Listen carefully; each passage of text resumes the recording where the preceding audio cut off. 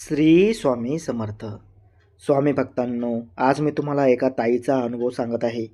अगदी शानाशानाने जगलेला, प्रत्येक श्वासात कुरलेला अनुभव.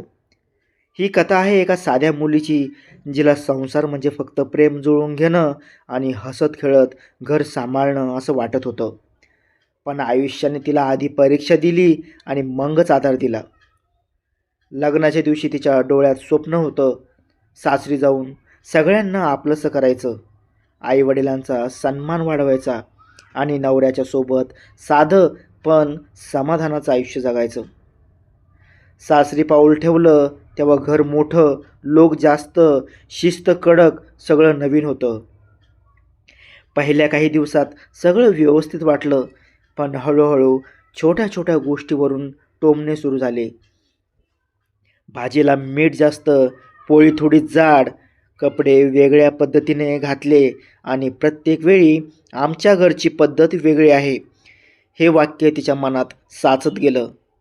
नवरा कामानिमित्त दिवसभर बाहेर, सासरे शांत आणि सासूबाईच्या शब्दात कठोरपणा. ताई हळूहळू आतून एकट्या पडत गेल्या. वर्ष उलटलं तरी मूल न झाल्याने घरात कुजबूज वाढली. डॉक्टरांच्या चाचण्या, नातेवाईकांचे प्रश्न आणि नकळत तिच्याच मनावर येणारा दोष, हे सगळं ती शांतपणे सहन करत होती. रात्री सगळे झोपल्यावर ती देवघरासमोर बसून डोळे पुसायची. एका रात्री मात्र मन पूर्ण भरून आलं आणि तिने पहिल्यांदा मनापासून हाक मारली, देवा मला शक्ती दे. त्याचवेळी तिच्या आयुष्यात श्री स्वामी समर्थ यांची सेवा सुरू झाली. शेजारच्या काकूंनी दिलेली छोटीशी स्वामींची प्रतिमा तिने देवघरात ठेवली. दुसऱ्या दिवसापासून ती रोज पहाटे 4 वाजता उठू लागली. घर शांत, बाहेर अंधार आणि ती दिवा लावून बसलेली. श्री स्वामी समर्थ, श्री स्वामी समर्थ असा नामजप करत सुरुवातीला मन भटकायचं, शंका यायच्या, हे सगळं खरंच काही बदलवेल का असा विचार यायचा. पण तिने हार मानली नाही. गुरुवारी उपवास, दररोज श्री गुरुचरित्र वाचन आणि प्रत्येक काम करताना मनात नामस्मरण. हळूहळू तिच्या आत एक शांत शक्ती तयार होऊ लागली. घरात काहींना हे पटत नव्हतं. देव देव करून काही होत नाही असं ऐकावं लागायचं. पण ती वाद न घालता शांत राहायची. काही महिन्यांनी डॉक्टरांनी गरोदर असल्याचं सांगितलं तेव्हा तिचे डोळे पाणावले.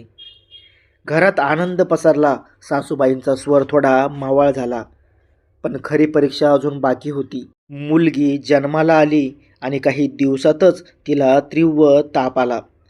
रुग्णालयातील ती रात्र ताई कधीच विसरू शकत नाही.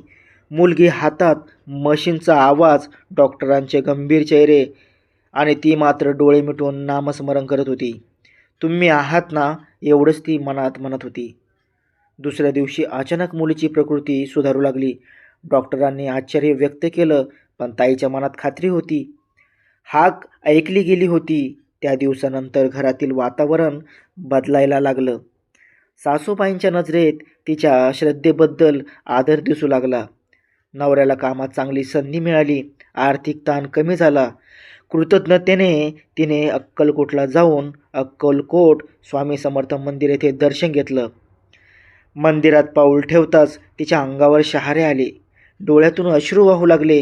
कारण तिला जाणवलं होतं की जेव्हा ती पूर्णपणे एकटी वाटत होती तेव्हा कोणीतरी शांतपणे तिच्या पाठीशी उभं होतं. आजही ती प्रत्येक गुरुवारी दिवा लावते, मुलीला मांडीवर बसून नामस्मरण शिकवते आणि एकच सांगते, परीक्षा येतात पण श्रद्धा सोडू नका. कारण संकटाच्या प्रत्येक क्षणी अदृश्य हात आपल्याला धरून ठेवत असतो. तर स्वामी भक्तांनो, ताईंचा आजचा अनुभव हा असा होता. अश्रूंनी सुरू झालेला आणि श्रद्धेने उजळलेला. परीक्षा मोठ्या होत्या पण विश्वास त्याहून मोठा होता. आणि शेवटी कृपेने सगळं बदललं. तुम्हाला हा अनुभव कसा वाटला ते नक्की कमेंट करून सांगा.